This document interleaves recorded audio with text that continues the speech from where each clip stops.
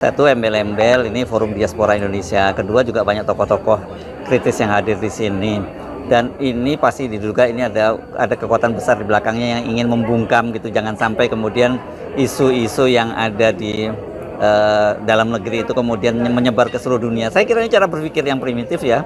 Karena pertama soal apa yang terjadi katakanlah dengan keluarganya Pak Jokowi, Fufu Fafa, Gibran atau bahkan ini kemudian Kaisang maupun Ibu Iriana itu kan sudah jadi perbincangan di dunia. Dan tetapi justru ini menurut saya jadi backfire dengan peristiwa ini malah makin rame di dunia internasional. Saya banyak sekali mendapat pertanyaan-pertanyaan dari teman-teman dari berbagai negara sebenarnya apa sungguh yang terjadi, mengapa masih ada pembubaran seperti ini. Ya pasti isu tentang Gibran, Kaisang, Jokowi, keluarga Ibu Iriana segala macam itu kan itu jadi pembicaraan seluruh dunia, pembicaraan segenap warga negara. Jadi kalau isu-isu semacam itu dibicarakan, tentu di dalam kapasitas forum tanah air untuk melihat apa sebetulnya di belakang isu yang masih hangat itu, apa sebetulnya yang terjadi pada opini publik di Indonesia sehingga soal Fufu Fafa itu bisa udah mungkin 2 bulan bertahan sebagai isu trending issues, trending topics.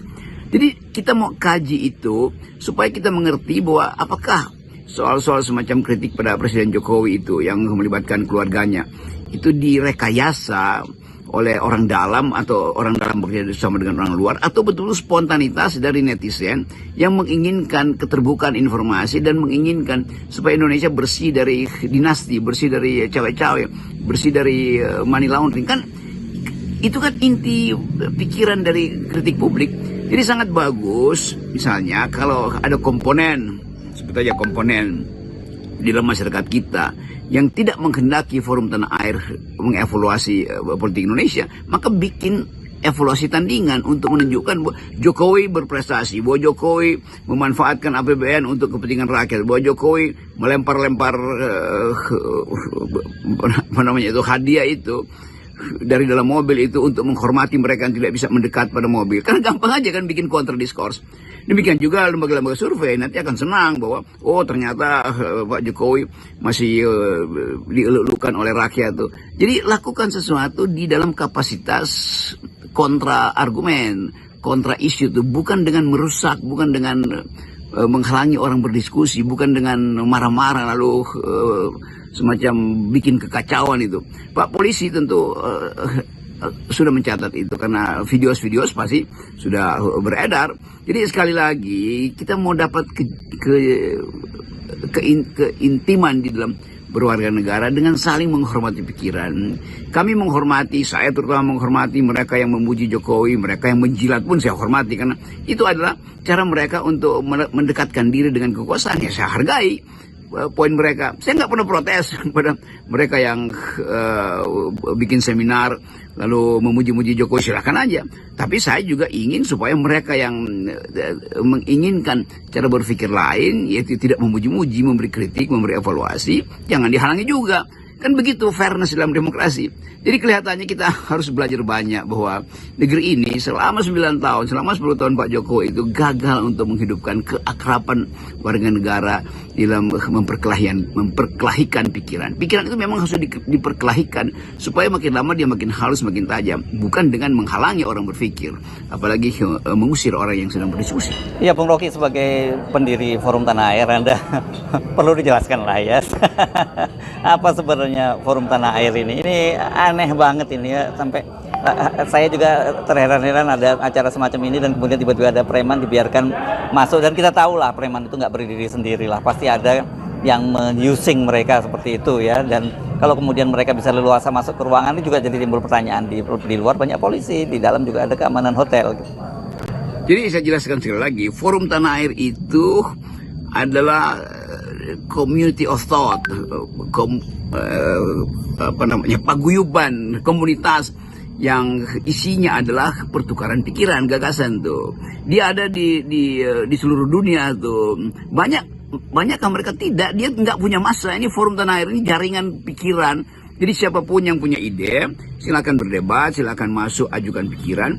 Dan itu yang memungkinkan Indonesia dikenal di dunia bahwa ada satu komunitas pikiran yang berupaya untuk menawarkan gagasan pada negeri ini dari luar.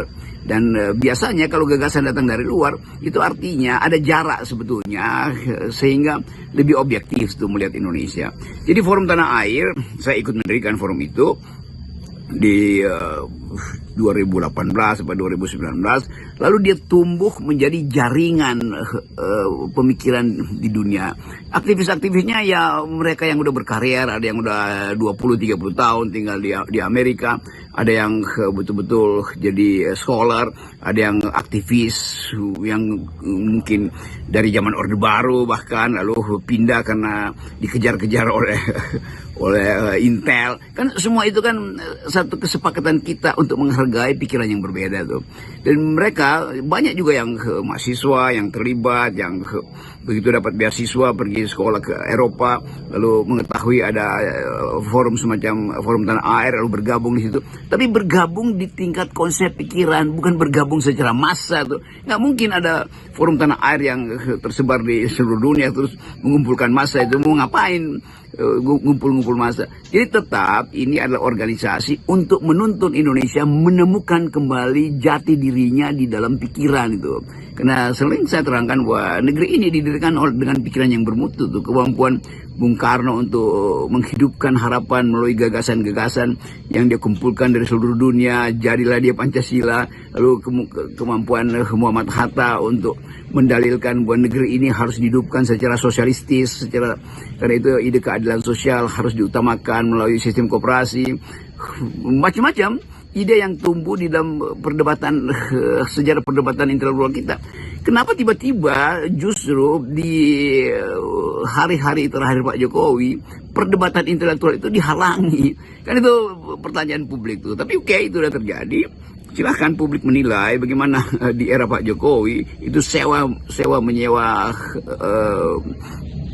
oknum-oknum kekerasan itu masih laku juga tuh. Nah, buat mereka yang merusak tadi, saya ingin supaya ada persahabatan di antara kita tuh. Jadi Anda pada suatu waktu Anda akan sadar bahwa Anda melakukan tindakan yang sebetulnya tidak Anda sadari atau tidak Anda paham. Jadi mulailah belajar memahami keadaan, ikut aja diskusinya, jangan rusak forum itu.